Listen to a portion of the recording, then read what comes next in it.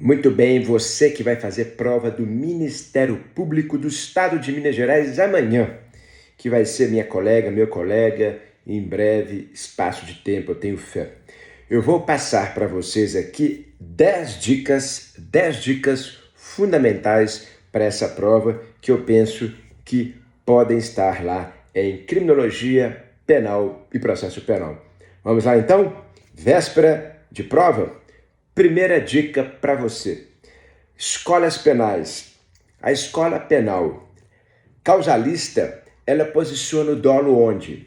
Dolo está na culpabilidade, bem como a culpa. Por quê? Porque dolo e culpa são elementos subjetivos e a culpabilidade é subjetiva.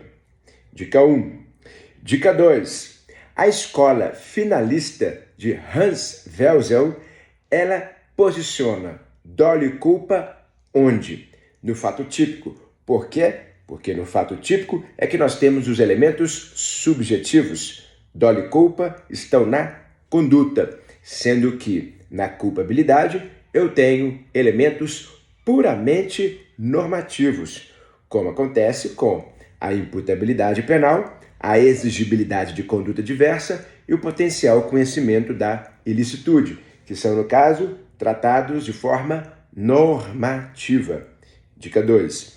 Dica 3. A teoria da imputação objetiva dentro dos estudos de Hoxie, ela pode ser trabalhada com quais requisitos? Nós temos, então, 4 requisitos. Nós temos, primeiro requisito, risco juridicamente permitido, não imputa a conduta ao resultado e não há que se falar em nexo de causalidade, risco permitido. 2. Princípio da confiança. No princípio da confiança, nós temos aqui pessoas que trabalham dentro de expectativas sociais, como a gente vê situações de dirigir, de andar de avião. Tudo isso são questões que nós temos no dia a dia e que acreditamos que nada vai acontecer de errado. Nós confiamos, mas se alguém viola, imputa. Mas se eu não violo e acabo causando um resultado, não havendo risco desaprovado e nem risco juridicamente excessivo, princípio da confiança também eu não violei, não há imputação. Temos também o nosso terceiro requisito, que é qual? Âmbito de proteção da norma. Eu só posso responder por aquilo que está dentro da norma. Vender droga é crime do 33. Mas se eu vendi uma droga e alguém morreu, eu não posso responder por homicídio, porque não está no âmbito de proteção da norma. Autocolocação da vítima em perigo. Se a própria vítima se coloca em perigo, não tem como eu responder por esse crime. Se eu estou dirigindo meu carro, apesar de estar desatento, apesar de não estar numa velocidade tão compatível com o local, se alguém se joga na minha frente para suicidar-se, não tem como eu responder porque é uma autocolocação da vítima em perigo. Imputação objetiva, Hoxie, escola funcionalista. Dica 4. Acordo de não persecução penal. O acordo de não persecução penal é exclusivo do Ministério Público e pena mínima inferior a 4 anos, ou seja, 3 anos, crime sem violência, sem grave ameaça, não cabe em crime de violência doméstica familiar, enfim, a transação penal é preferível à execução penal e o agente tem que confessar. Dica de número 4. Processo penal ainda. Vejam, nós temos aqui a figura do juiz das garantias, que hoje, por maioria do Supremo, tem se entendido que o juiz das garantias deve ser enaltecido. Em que pese nós já temos o edital publicado e o juiz das garantias ainda estava naquela discussão, o que eu quero que você guarde é o seguinte: qual é a sistemática hoje do processo penal no Brasil? É o sistema acusatório puro. Sistema acusatório puro, onde você tem personagens bem delineados. Juiz julga, ele não produz prova. Juiz não pode de ofício produzir prova, de ofício mandar prender ninguém. Juiz não atua mais de ofício.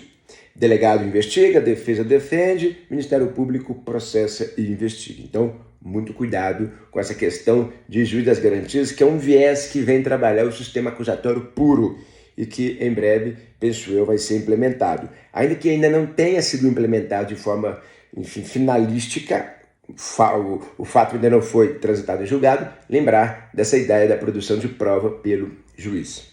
Muito bem, dica de número 6. Dentro do processo penal, nós temos hoje a necessidade de respeitar os direitos e garantias individuais da vítima. A vítima está muito enaltecida no processo penal. Então, atenção, vítima. Se a vítima ela for desrespeitada num crime sexual, se ela for humilhada pelas partes, isso é possível? Não.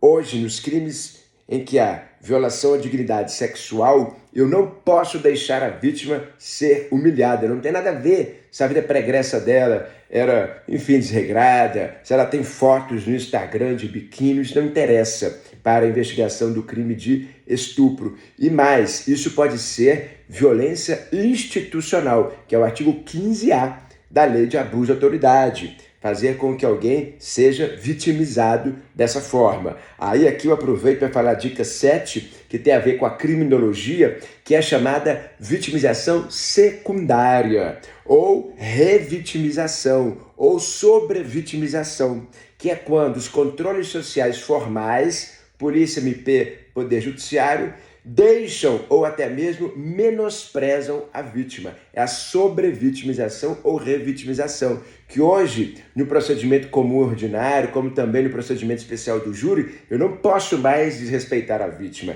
É crime de violência institucional, é também violação a direitos e garantias individuais da vítima, gerando indenização e pode gerar uma nulidade do processo também. Dica de número 7. Dentro da criminologia, quais são os modelos de reação ao crime? Nós temos o modelo de reação ao crime clássico ou dissuasório, que é o meramente retributivista. Nós temos o ressocializador, que visa ressocializar o agente. E nós temos também o modelo restaurativo, que é aquele que busca conciliar a vítima com o criminoso, composição civil, transação penal e assim por diante. Dica de número 8, estamos quase acabando, são 10 dicas para essa prova do MPMG. Dica de número 8 agora para vocês, direito penal em velocidades. Quais são as 3 velocidades do direito penal? Velocidade de número 1 é quando você respeita os direitos e garantias individuais e aplica pena privativa de liberdade. Direito penal de segunda velocidade, quando você aplica pena restritiva de direitos, mas não respeita direitos e garantias individuais. Tem isso no Brasil, professor? Tem. Transação penal, suspensão condicional do processo é um exemplo. E direito penal de terceira velocidade, não se respeitam direitos e garantias individuais e impõe-se pena privativa de liberdade. Tem isso no direito penal brasileiro, professor? Tem. Regime disciplinar diferenciado lá na Lei de Execução Penal. Dica de número 9. Nos crimes de homicídio com embriaguez no volante, em que se atropela e mata, a pena de 5 a 8 anos, lá do 302, parágrafo 3º, não é o 121, é crime homicídio culposo no CTB, dirigir embriagado e matar. Professor, cabe, porque é crime culposo, não se discute, é crime culposo. Cabe substituir a PPL pela PRD? Não! Atenção, não cabe mais. Por quê? Porque o 312 lá do diploma 9.503/97, 312, salvo engano, a linha B, ele diz que é vedado nos crimes de trânsito com homicídio, embriaguez, enfim, no volante, ou substâncias psicotrópicas, né, drogas, não pode dar para ele pena restritiva de direitos. É vedado isso daqui. E a última dica aqui, em direito penal, parte especial, atenção, o crime de perseguição, stalking, bullying. Ele tem previsão legal hoje? Tem o 147A do Código Penal. Perseguir alguém reiteradamente Esse crime exige o quê? Reiteração. Então ele é um crime classificado como crime habitual. Crime habitual, que você precisa repetir a conduta para responder por ele, para consumar o delito. Crime habitual não cabe tentativa. E mais um detalhe, esse crime do 147A, de perseguição, stalk, muitas outras situações podem se encaixar ali, depende de representação. Novidade legal que pode cair exatamente por ser novidade legal. Representação no prazo de 6 meses. 10 dicas para MPMG amanhã. Espero que tenham gostado. 10 minutos, 10 dicas, ótima prova para você.